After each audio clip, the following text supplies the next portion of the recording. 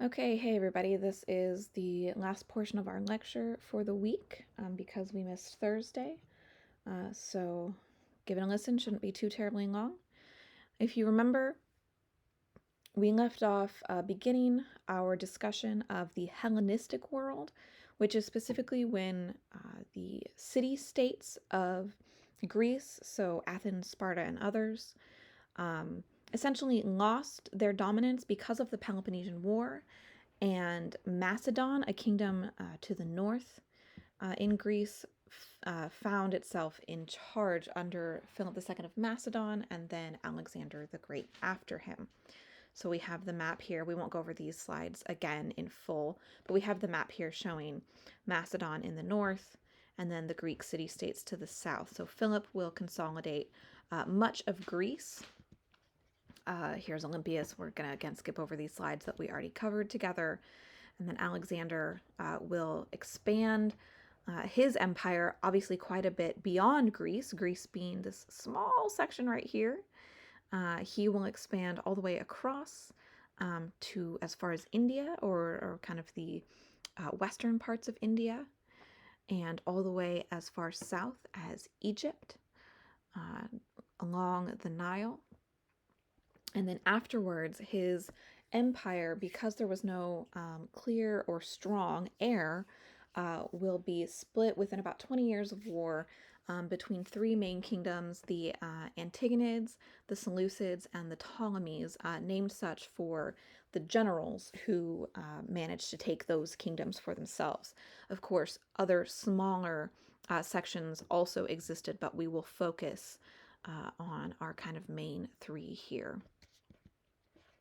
So where we left off then leaves us with how this affected women, and we will start with royal women. Of course, as is true in most history, we know more about royal individuals, be they men or women, than anybody else, simply because they leave behind more sources. So what we know then of Macedonian queens in Macedonia itself, in that northern part of Greece, is that they controlled their own property. They made their own religious offerings and are known to have given dowries as sort of an act of charity for poor girls, so families with daughters that they couldn't afford to marry off, meaning that they would stay kind of a burden on the family for their whole life, could be lucky enough to receive a dowry from a Macedonian queen. So again, this kind of act of charity that they would involve themselves in. With the spread of Alexander's empire and the subsequent rulership of the pieces of it by his generals, we have then Macedonian Greek culture spreading, and royal women will find themselves in other countries gaining some of the authority that Macedonian women had or appear to have had. Though a word of caution here, because of course the conclusions about this that we're able to draw are largely coming from stories spread by Greeks. So not only is the greatness of the kind of Greek culture not a surety, right, but also some of the negative things that are said about the cultures that they invaded. So in particular, we have stories of Persians in Greek texts that emphasize their cruelty, their violence, outlandish behavior in their eyes. We see here on the right, it's a 20th century depiction, but of an ancient story in which a Persian queen, Parysatis, from 424 to 405, flayed a eunuch in public as a punishment. So this would have been seen as particularly harsh, and would have typified this idea for them that Persians were bad, I guess. This, though, is probably in most cases sensationalism, and not always true, or at least in the areas where it was true, the Greeks themselves were no less violent or cruel than their neighbors.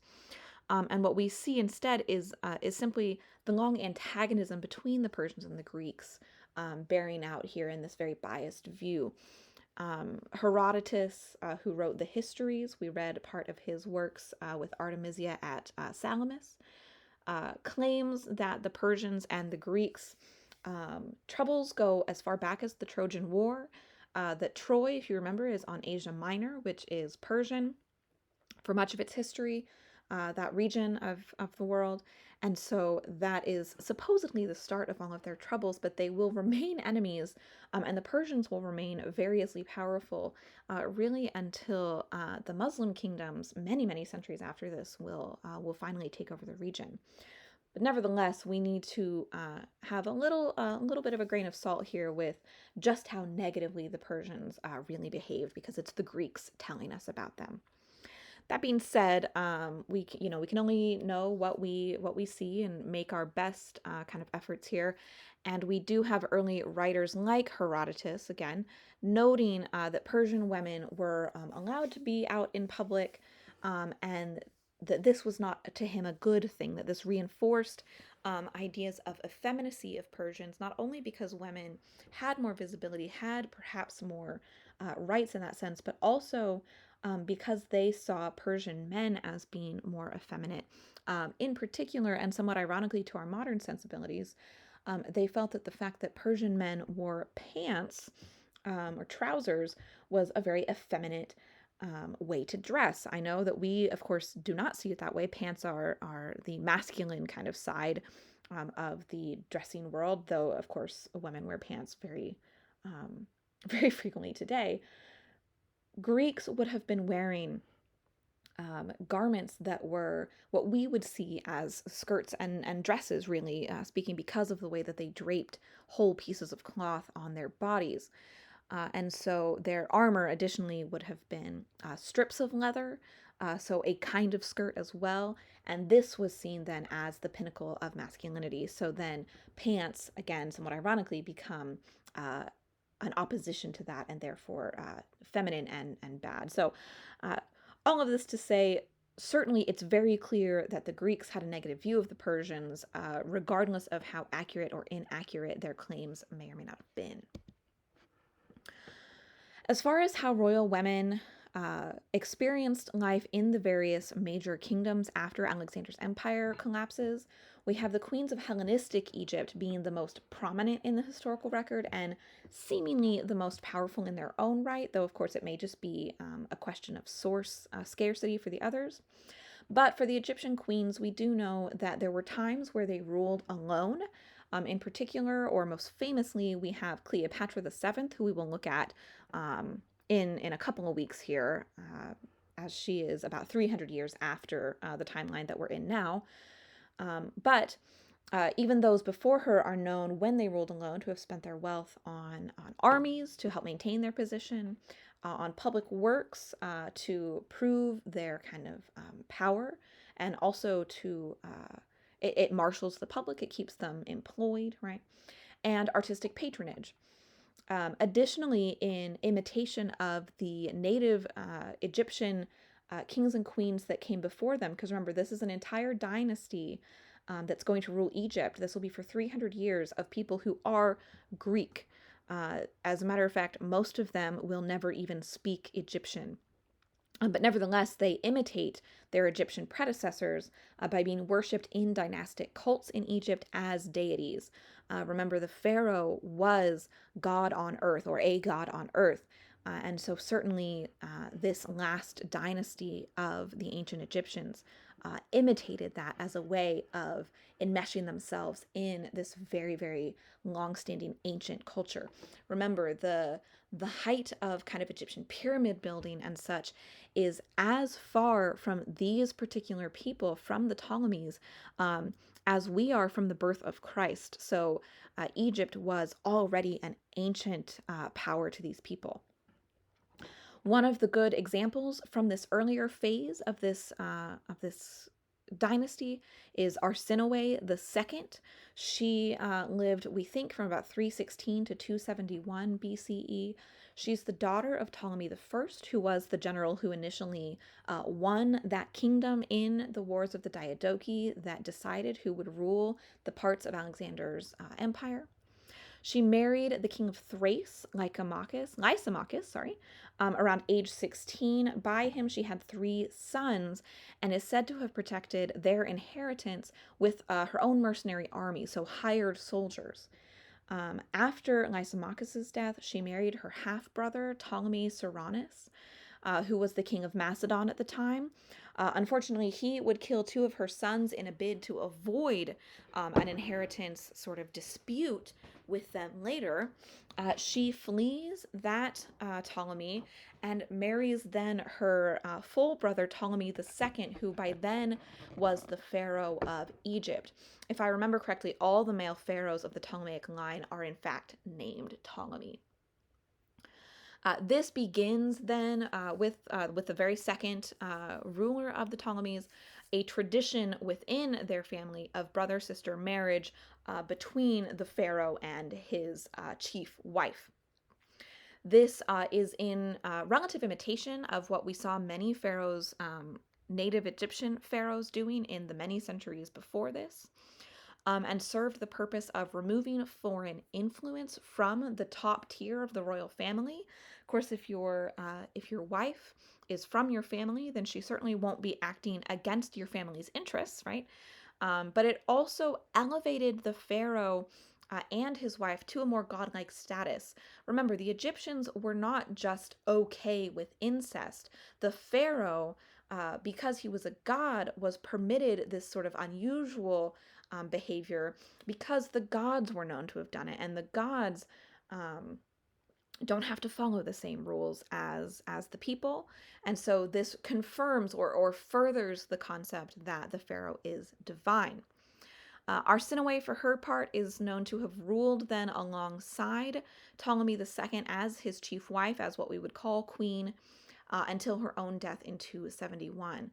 You can see here she was prominent enough to be featured on the coinage put out by Ptolemy at the time of his rule, with her here on the front face of a coin from the time. So a very important figure for the royal family. Though notice here she is shown in a Greek fashion and not an Egyptian fashion. We will talk about that a bit more before we're completely done with Egypt. On the Seleucid end of things, the area that makes up essentially Persia, because they do control the region for quite some time, though the Persians will eventually take back over. The Seleucid queens weren't quite as powerful as far as we can tell. They did, though, promote the king's agenda and help solidify support for him. So this is more of what we might think of as a typical role for a queen.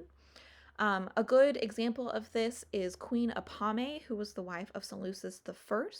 So, like Ptolemy I, Seleucus I was one of Alexander's generals who wins the region around Persia at the end of the Wars of Diadochi. He ruled from 305 to 281. Queen Apame is known to have worked with a city called Miletus, who then honored her by name in their records. So this tells us then some of the types of activities that a queen might do to promote the king's agenda. She would have been a sort of ambassador of sorts.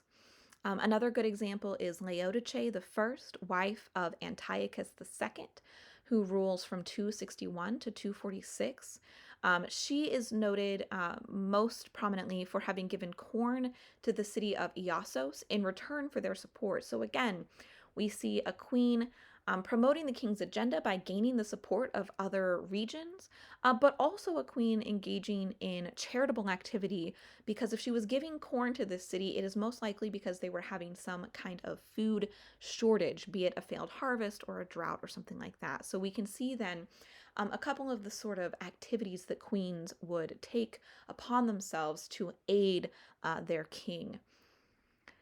Royal intermarriage between the Seleucid queens and kings and the Ptolemies and the Antigonids was well known, in part because I just mentioned that the Ptolemies typically married their sister, but they would have had multiple wives in much the same way that other Egyptians had before them.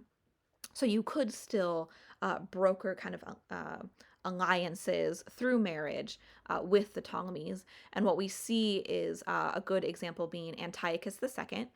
Setting aside Laodice, for unknown reasons, it may be that she was no longer fertile or that she was infertile the whole time, or he simply saw a better option come up. And he instead marries a very wealthy princess, Berenice of Egypt. We will see the Egyptian Ptolemies being amongst the richest people in the Western world at the time. However, again, for perhaps unknown reasons or unclear reasons, he does return to Laodice, but it seems that she was never okay with being set aside, and it is thought that she then poisoned Antiochus. Um, Additionally, to kind of really nail it home, as queen then and co regent with her son, um, she would actually go so far as to have, so evidently she was not infertile, I guess, if she had a son. Um, she had Berenice, sorry, and her own and Berenice's son killed. So this would have been to prevent them from laying a claim to the throne. And as we will see, in particular with the Ptolemies, but certainly not only with the Ptolemies, quite a bit of interfamily conflict that leads to this type of murder. They were family, but they certainly lost no sleep at night over the murder of one another. We'll see more of that when we get to the last Cleopatra, the most famous Cleopatra. Not in this lecture. I couldn't find a good image of any of these women, so instead, just to show you that there was continuing Greek styling here, we have a coin of Seleucus I, who was the husband of Apame. So both Arsinoe here and Seleucus are shown not in Egyptian and Persian styling, but in Greek styling. So again, this kind of push of Greek culture to this region, or these regions, plural. So, non-royal women, we do still have quite a bit of information about them. Alexander, in particular, affected non-royal women quite a bit by using marriage during his conquest to assimilate his conquered peoples into his realm. He did this specifically by having his troops intermarry with local women. This was an extremely successful way of spreading Greek language and culture, and he also practiced this. He certainly practiced what he preached here. He married the daughter of Darius, that king of Persia, whom he defeated, and later he also married a woman by the name of Roxana, who was the daughter of an Asian king further afield in a region of modern-day India. So again, this was an incredibly successful way to spread this culture. Of course, you cause your Greek troops to put down roots in these foreign places. You have the foreigners who you're attempting to conquer being brought into the fold by not only marrying these foreign men, but by also then having children who are going to be both, Greek and Persian, or Greek and Egyptian. And so you gain then this enmeshing of your peoples. Unfortunately, we do still hear of quite a bit of female infanticide being continued amongst the soldiers, so male children were still preferred.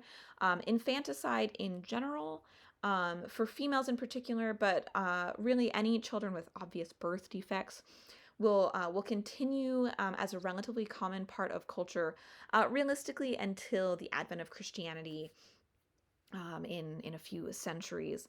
So it is still going on here. But the women who are there, though, we do see their economic and legal position, if they are the Greek women being brought to these far-flung places, improving, because they sort of become the colonizer elites, in a manner of speaking. And as so frequently happens with people who are being conquered and essentially, in a sense, maybe colonized is a bit anachronistic here, but colonized in a way by their conquerors, we find locals resenting Hellenization. The most notable example of this is a Maccabean revolt of the Jews in the 2nd century BCE in Jerusalem. This was brought on because Jewish religious and social practices were banned in the region by Antiochus, by the king there. And statues of Greek gods were actually placed on the altars in the Temple of Jerusalem. So this would have been the height of sacrilege for the Jewish community there. And certainly Antiochus knew that and was doing it for that reason. He wanted the Greek gods to be there instead. And if you recall, the Greeks, along with many other polytheistic peoples, felt that when a statue of a god was in a place, then the god too was there. Sort of idolatry. And so, literally, Antiochus was invading the Temple of Jerusalem with the Greek gods. He was replacing them. So this would have certainly not been met with any sort of happiness by the Jewish community. And the strictures against Jewish practices were so harsh that women who continued to circumcise their sons, so Jewish women, practicing, right, that pact within the Jewish faith of male circumcision, were actually at times put to death for it because it was a Jewish practice and had been banned. So these were incredibly harsh measures against the Jews and did lead to a revolt, though certainly not to perhaps better practices by the invading rulers. But it merely goes to show that there was certainly unrest, and the world wasn't simply happy to be Hellenized, even though as a system it is still affecting us to this day. The way that Western culture develops is still a product, in large part, of this Hellenization.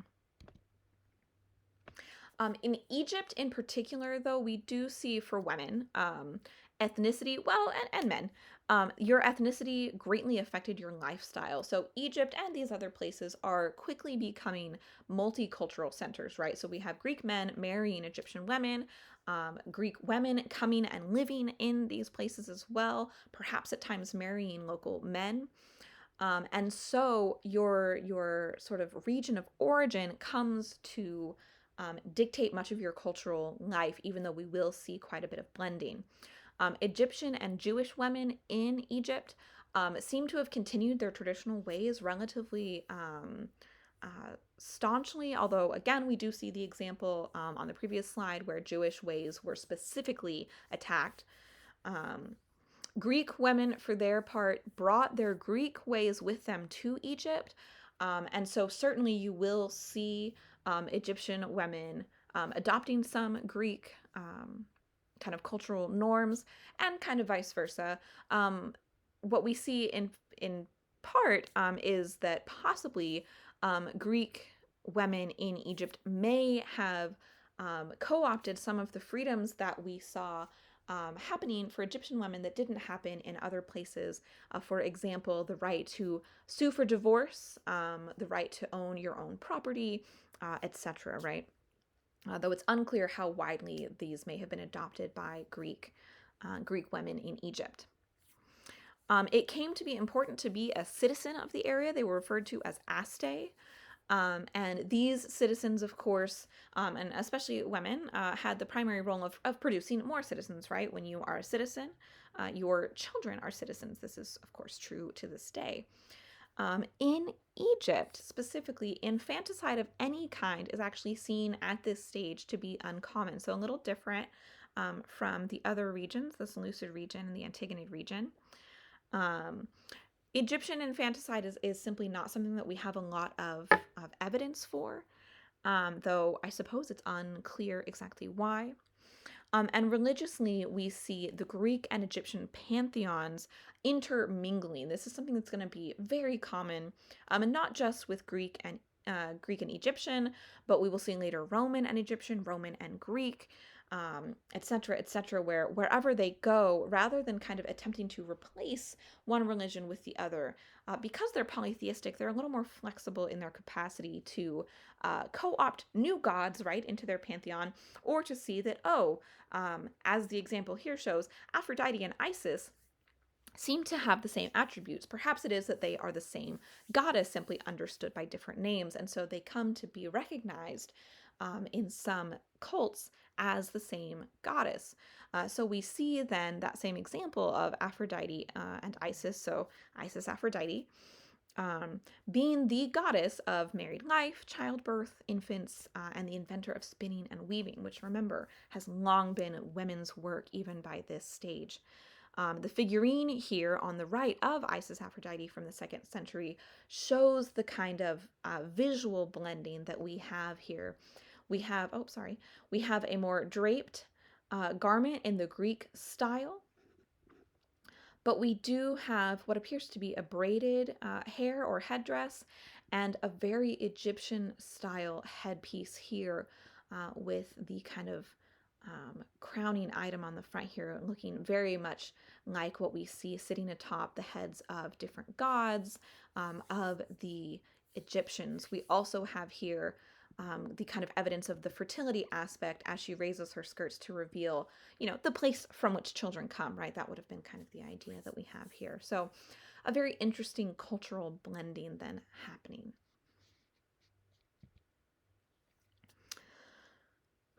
In more sort of Antigonid areas, although certainly beyond that, we do see, we do see most people still being illiterate at this stage. This is men and women alike. This is not going to be the era in which literacy becomes common. That's going to be a couple thousand years to go still before that's going to become the norm. However, we do see some education happening amongst perhaps the more wealthy families, elite families, at a city of Teos. We have evidence that boys and girls were educated together for the first 3 years of their education. And at Pergamon, we have evidence that girls were awarded prizes for poetry, reading, and penmanship. So not only does that tell us that academic competition was engaged in, but that girls were allowed to participate. And in fact, there was evidently no sort of qualms against awarding them the prizes if they did the best job, right? We do see in Egypt in particular as well evidence of a small rise in women's literacy here, because we find them signing more contracts. Now, that's a potentially problematic piece of evidence because some people learn only to sign their name. Some people sign something kind of rudimentary. Some people may have somebody else sign for them, and we don't have a way of knowing that it wasn't actually the woman physically writing. But nevertheless, we do see women in contracts. So whether it actually relates to literacy, at least we still see women allowed to participate in legal kind of institutions. So that at least has not changed for Egypt. Continuing our line of female poets, which we begin with Enheduanna, and we will have them all the way up until the end of our class. We do have a few then that are going to be Hellenistic here. We have Arena of Telos, who is known now, of course she probably wrote more than this, but she wrote the poem The Distaff, which a distaff is an item used in the production of cloth, in the weaving of cloth, and was known to have been praised in her own lifetime. Anaide of Tegea, around 300 BCE, wrote bucolic poetry, so poetry about sort of like the simple, life in the country, that kind of idea. And then Gnosis of Locri, who wrote the epigrams that are one of your primary sources for the week. The epigrams are the only thing that survive from her, but she is also known to have written lyrics for songs for and about women. So we see then people continuing, right, to involve themselves in artistic pursuits, and women do make themselves a part of that tradition. And what we see is that these women traveled to festivals to recite their poetry. Remember, poetry is not a quiet, solitary thing to be read the way that it perhaps is often today. As most people could not read, it was, of course, the only way anybody was ever going to hear your poetry or have any knowledge of it is if it's read aloud to them. And festivals became the place for this to happen.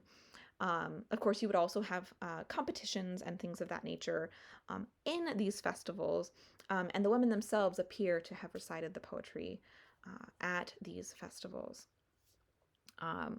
In the city of Lamia, we do have an example of Aristodama of Smyrna from about 217 BCE being awarded public honors for her poetry. So though there weren't many authors at all, and even fewer women, they certainly were nevertheless a vibrant part of the literary world here.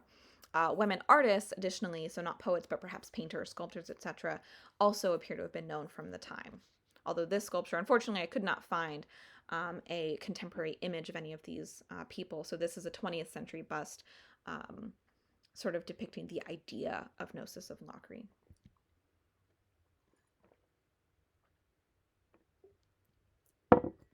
The Hellenistic world gave rise to several new major philosophical groups. This would give new possibilities of ways of living, right, of ways of thinking and being to some women. They wouldn't be highly participated in by either men or women, but nevertheless, they became important merely as philosophies, even if people didn't live in some kind of cloistered or dedicated space where they would only live by these philosophical ways. But the three philosophies that we have are Cynicism, Epicureanism, and Stoicism. The Cynics are founded by a man named Antithonus, who lived from about 445 to 365. This encouraged men and women to live the simple life, right? A simple life, to reject material possessions and withdraw from what they saw as hypocritical public life, this idea that people are not practicing what they preach, right? That regardless of all of these values and expectations that we've seen and learned about, that many people were perhaps not living in this way. This is, of course, true to this day. Remember, the fact that we have conceptions of ideal life certainly does not mean that everybody lived that way, and it's no less true then than it is now. One woman we have within this tradition that was particularly well known is Hipparchia of Thrace, depicted on the left here in a Roman era depiction, so showing her continued importance, right, for readers. And Diogenes Laertius from the 3rd century, so probably a contemporary of Hipparchia, claimed that among cynics and perhaps even in her daily life, she wore men's clothes and debated with men. So she kind of perhaps saw herself as an equal to them, though that's unclear necessarily, but she was unusual for the time, and they certainly took note of that. This idea of living simply, rejecting material things, withdrawing from public life, keep that in the back of your head, though, because we'll see that return with Christianity and the advent of monasticism, right? People becoming monks and nuns. So even at this early stage, we see others with a completely different religious basis kind of taking the same ideas, though, or originating perhaps some of these ideas. The next